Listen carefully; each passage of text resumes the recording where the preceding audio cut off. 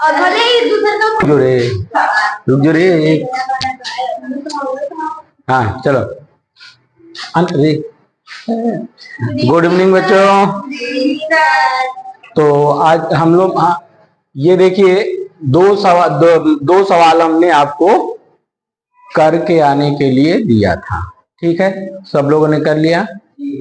तो हम इसको सॉल्व कर दे रहे हैं, आप लोग इसको मिला लेंगे। ठीक है, सारे कोण आपने रिवीजन कर लिया। अगर रिवीजन कर लिया था तो आप सॉल्व कर लिए होंगे। ठीक है, पहले वाले में आप देखो कल 125 अंश यहां हमने छोड़ दिया था। ठीक है, ये वाला एंगल नहीं लिख पाए तो यहाँ 125 अंश होगा। ठीक है, तो मान लीजिए इसको नहीं किए होंगे, ये तो हुआ होगा है। तो देखिए ये दो लाइन है L और M और एक तीसरी रेखा है N जो इन दोनों को प्रतिच्छेदित करती है। ठीक है, लेकिन L और M ये पैरेलल लाइन नहीं है नहीं है। ठीक है, तो जब ये पैरेलल लाइन नहीं है और ये तीसरी रेखा जो तिर्यक रेखा इन दोनों को प्रतिच्छेदित करती है, तो मान लो कि ये एक कोण हो गया, ये या इधर से मान लीजिए इसको एक मान लीजिए, इसको दो, इसको तीन और इसको चार। ठीक, ये आपका मान लीजिए 5 है, ये 6 है, ये 7 है और ये 8 है। ठीक है, तो जब ये दोनों लाइन पैरेलल नहीं है तो इसका मतलब ये एकांतर कोण, संगत कोण है ना, तो बनेंगे नहीं। एकांतर कोण, संगत कोण तो बनेंगे नहीं बनेंगे ना।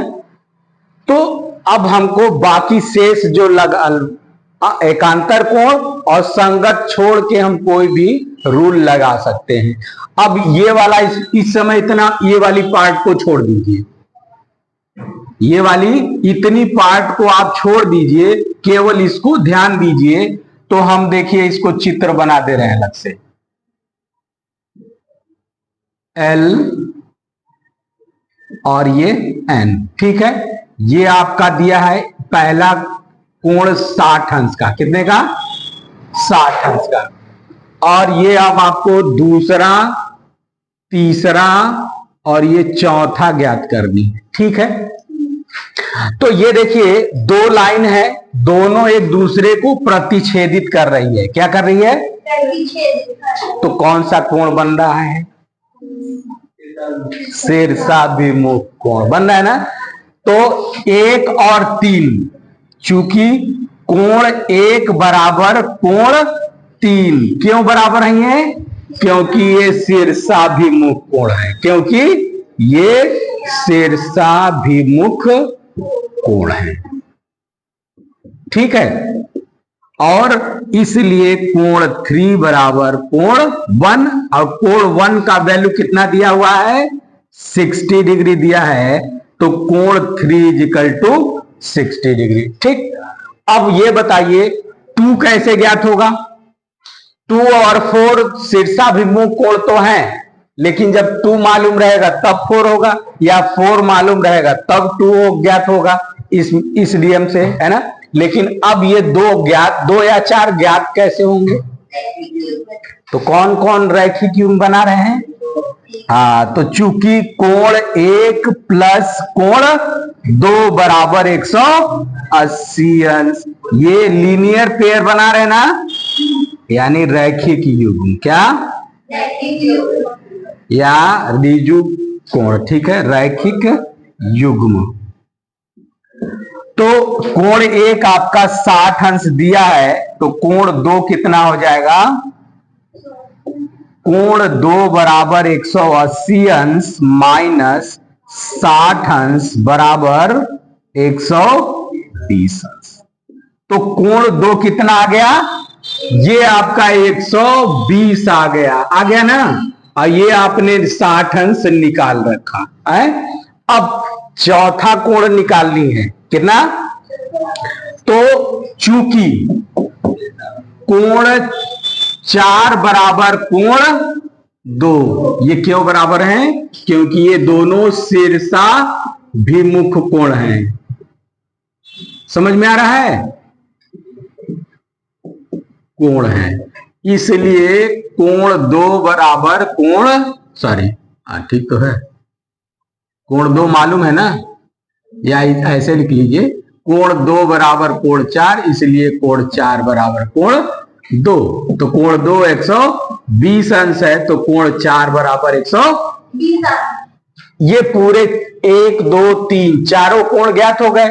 अब इसी तरह देखिए इसमें ये लगा सकते हैं ना, हमको ये 5वां मालूम है, 6वां मालूम हो जाएगा, ये और ये शीर्षाभिमुख कोण है ना। तो इसको अच्छा कॉपी कर लीजिए, मिटा दूं ये वाली। अब इस पे आ जाइए, इस वाले का चित्र हम बना दे रहे हैं आपको। ये M है और ये N है, ठीक। और ये कोण आपको 125 दिया हुआ है, कोण हमने 5 माना है, क्या ना, कोण 5, और ये कोण 6, ये कोण 7 और ये कोण 8, ठीक है। अब देखिए चूंकि कोण 5 बराबर कोण 7 ये शीर्षाभिमुख कोण है, तो बराबर होंगे। तो कोण 5 अगर 125 है तो कोण 7 कितना हो जाएगा? 125।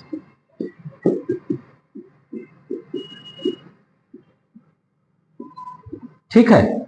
अब 6 मालूम हो जाए तो 8 भी ज्ञात हो जाएगा, लेकिन 6 या 8 दोनों में से कैसे ज्ञात होगा? तो 5 और 6 मिलकर लीनियर पेयर बना रहे हैं ना। तो लिखिए चूंकि कोण 5 प्लस कोण 6 बराबर 180 अंश, ये रैखिक युग्म बना रहे हैं।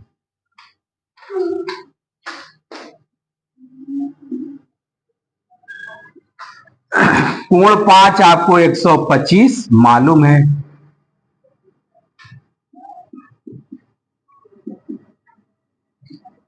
तो कोण 6 बराबर 180 माइनस 125 अंश, घटाएंगे 5 और 7 में से 2 गया 5, 55 अंश। कोण 6 बराबर कितना आ गया? 55 अंश, ठीक है। अब जब 6 मालूम हो गया तो 8 भी मालूम हो जाएगा, तो लिखेंगे चूंकि कोण 6 बराबर कोण 8, क्यों बराबर होंगे? शीर्षाभिमुख कोण, क्यों? शीर्षाभिमुख कोण।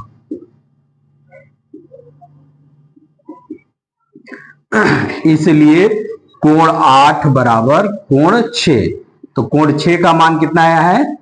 55 अंश, इसलिए कोण 8 बराबर ये आपका आंसर, ठीक है। सारे कोण ज्ञात हो गए, इसको कॉपी कर लीजिए। अब देखिए अगला जो दूसरा सवाल था ये था, है ना, जिसमें L और M पैरेलल है और N जो है तिर्यक रेखा है, ठीक है ना। हमने जो सूत्र बताया था उसमें इस तरफ पैरेलल लाइन बताया था, तो पैरेलल लाइन चाहे जैसा भी हो उससे कोई मतलब नहीं है। 2 पैरेलल लाइन है ना, ये खड़ी है, ये सीधी सीधी है ना, तो उससे कोई मतलब नहीं है, बाकी चीज बन रहा है, पैरेलल को देखकर काम करनी है, ठीक है। तो L और M क्या है? ये 2 पैरेलल लाइन है, ठीक है। अब इसको मान लीजिए एक कोण है ना, इसको 2 मान लीजिए, इसको 3 मान लीजिए, इसको 4, इसको 5 मान लीजिए, इसको 6, इसको 7 और इसको 8। अब देखिए एक मालूम है तो 3 मालूम हो जाएगा, तो चूंकि कोण 1 बराबर कोण 3, क्यों बराबर है? तो ये सब पता है, शीर्षाभिमुख, इसलिए कोण 3 बराबर कोण 1। 1 कितना है 55 अंश, तो कोण 3 बराबर कितना आ गया 55 अंश। ठीक है, अब 2 मालूम हो जाए,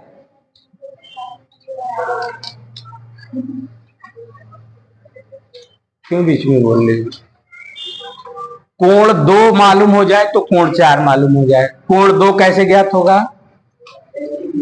तो चूंकि कोण 1 प्लस कोण 2 बराबर 180 अंश, ये क्या है रैखिक युग्म। तो कोण 1 आपका 55 अंश है, रख दीजिए, प्लस कोण 2 बराबर 180 अंश। कोण 2 निकालना है, इसको ट्रांसफर इधर करिए तो क्या हो जाएगा 180 अंश माइनस 55 अंश, घटाइए कितना आ जाएगा 10 में से 5 गया 5, 7 में से 5 गया 2, 125 अंश हो गया। कोण 2 मालूम हो गया तो कोण 4 मालूम कर सकते हैं। कौन सी सूत्र लगाएंगे, तो कोण 2 बराबर कोण 4 क्यों बराबर है, शीर्षाभिमुख कोण है। क्या है,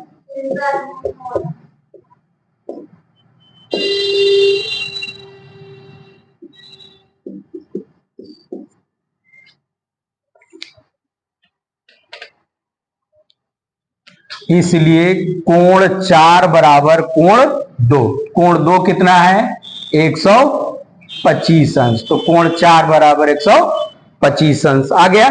अब ये वाली चारों कोण मालूम हो गए। अब देखिए, अब इससे इसमें कैसे आएंगे, तो चूंकि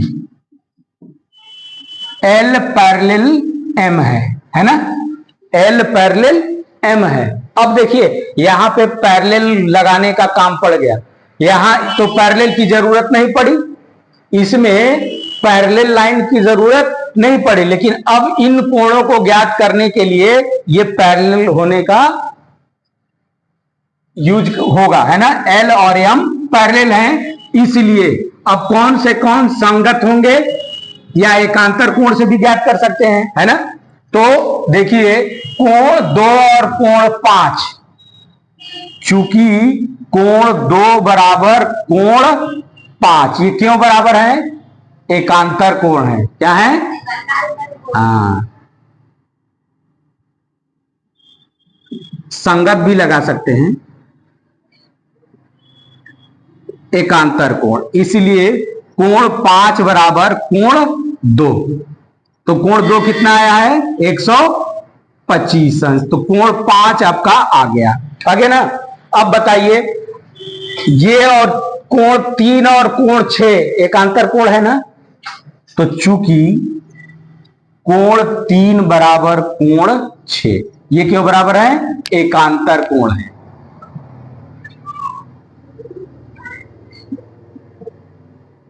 तो इसलिए कोण 6 बराबर कोण 3, और कोण 3 कितना आया आपका 55 अंश हो गया। अब 6 भी मालूम हो गया और 5 भी मालूम, यहां पर हमने रैखिक का प्रयोग नहीं किया ना, रैखिक का प्रयोग नहीं किया।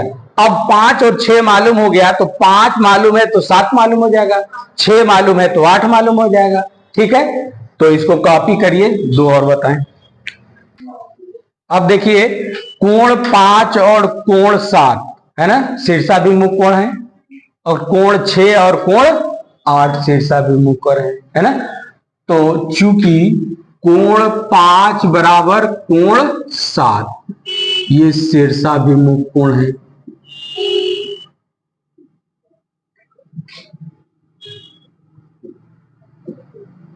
इसलिए कोण 7 बराबर कोण 5, और कोण 5 कितना आया है 125 अंश, तो कोण 7 बराबर 125 अंश। अब चूंकि कोण 6 बराबर कोण 8, ये भी शीर्षाभिमुख कोण है,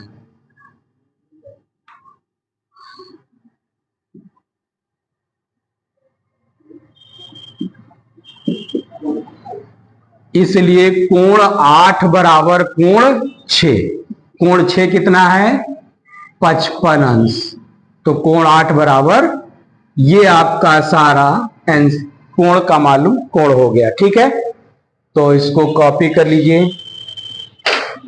एक क्वेश्चन देखिए,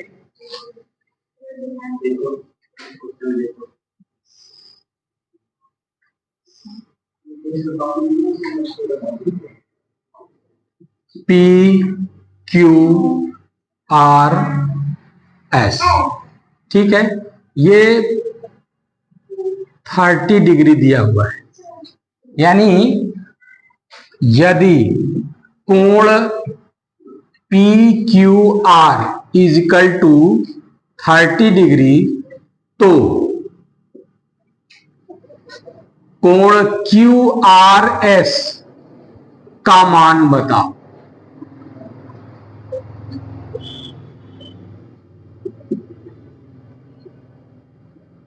का मान ज्ञात कीजिए। इसको सॉल्व करने की जरूरत ही है या डायरेक्ट आप बता देंगे? ये वाली कोण आपको पूछा गया है, कौन सा नियम से ये डायरेक्ट बता सकते हैं? अच्छा, जबकि लिख लीजिए इसके आगे, जबकि पी क्यू पैरेलल है आर एस के। अब बताइए कितना बताएंगे, कितना आएगा? देख के बता सकते हैं? कैसे? हाँ, चूंकि पी क्यू पैरेलल है आर एस के, है ना। जब पी क्यू आर एस के पैरेलल है, आर एस के पैरेलल है, तो ये देख रहे हो ये और ये कौन सा कोण हो गया? एकांतर कोण ना। तो चूंकि कोण पी क्यू आर बराबर कोण क्यू आर एस, ये क्यों बराबर है? एकांतर कोण है। क्या है? एकांतर कोण। करना थोड़ी कुछ है, इसीलिए कोण क्यू आर एस बराबर कोण पी क्यू आर। अब पी क्यू आर कितना दिया है? 30 डिग्री, इसीलिए क्यू आर एस बराबर, बस यही सॉल्यूशन हो जाएगा। ठीक है, कॉपी कर लीजिए।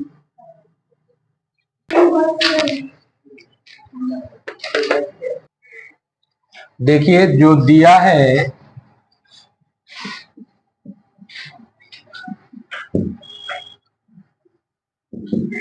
कोण बी ए सी बराबर 60 अंश दिया है और कोण ई सी डी भी 60 अंश दिया है। ठीक है, अब चित्र में ध्यान दीजिए, बी ए सी ये और ई सी डी है ना, ये भी दिया है और ये दिया हुआ है। ठीक है, अब चूंकि देखिए ए बी पैरेलल है किसके? ए बी पैरेलल सीई, ये रेखा ए बी और सीई पैरेलल है ना। तो देखो बी ए सी और ए सी ई ये क्या बन रहा है? एकांतर कोण। एकांतर कोण बन रहा है ना, तो लिखेंगे क्या? चूंकि कोण B A C is equal to कोण ए सी ई, क्यों बराबर है? ये एकांतर कोण है।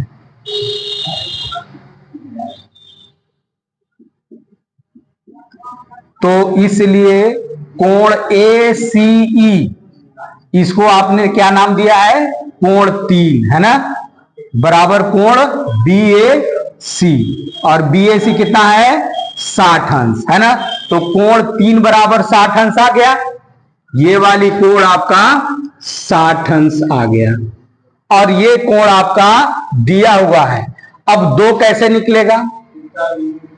अच्छा, एक और देखिए, ए बी और सी पैरेलल है ना, चूंकि ए बी पैरेलल सीई, जब पैरेलल है तो कोण 1 और ये कोण है ना ई सी डी और ए बी सी ये संगत कोण है।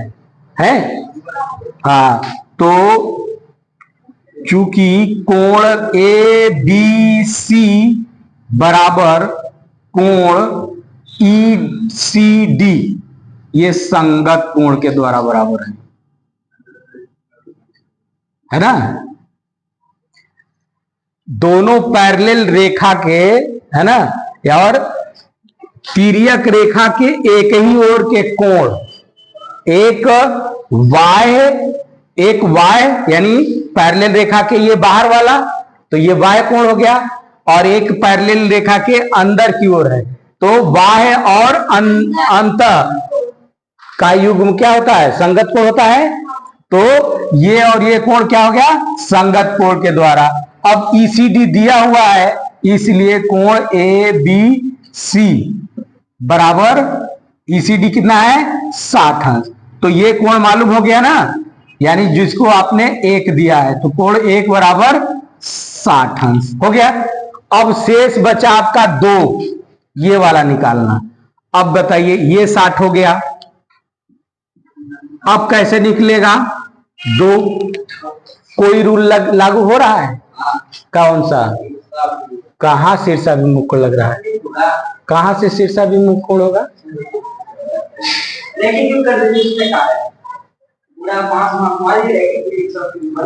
रैखिक युग्म, ये तीनों कोण और ये मिलकर 180 होगा ना।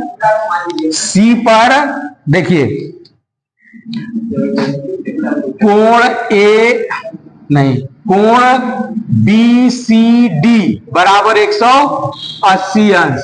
बिंदु सी पर 180 अंश का कोण बन रहा है ना, कोण बन रहा है कि नहीं? तो ये रैखिक युग्म होगा। तो ये देखिए, ये रेखा और ये रेखा इस 180 को 3 भागों में विभाजित कर रहा है। कौन कौन? तो लिख लीजिए, कोण ए सी बी प्लस कोण ए सी ई प्लस कोण ई सी डी बराबर 180 अंश। अब इसमें से ये वाली कोण निकालनी है और ये दोनों हमको मालूम है, तो रख दीजिए। हमको ए सी बी मालूम, ज्ञात करना है 2, और ये कितना है 60 अंश, और ई सी डी कितना है 60 अंश। तो कोण 2 प्लस 120 अंश बराबर 180 अंश। तो कोण 2 बराबर 180 अंश माइनस 120 अंश बराबर 60 अंश। तो कोण 2 भी कितना आया, 60 अंश। ये 60 अंश आ गया, ठीक है। इसका मतलब ये कैसा है, त्रिभुज है समबाहु। अगर ये पूछा कि त्रिभुज एबीसी का नाम बताइए, तो क्या बताएंगे, समबाहु त्रिभुज, ठीक है। तो इसको कॉपी कर लीजिए।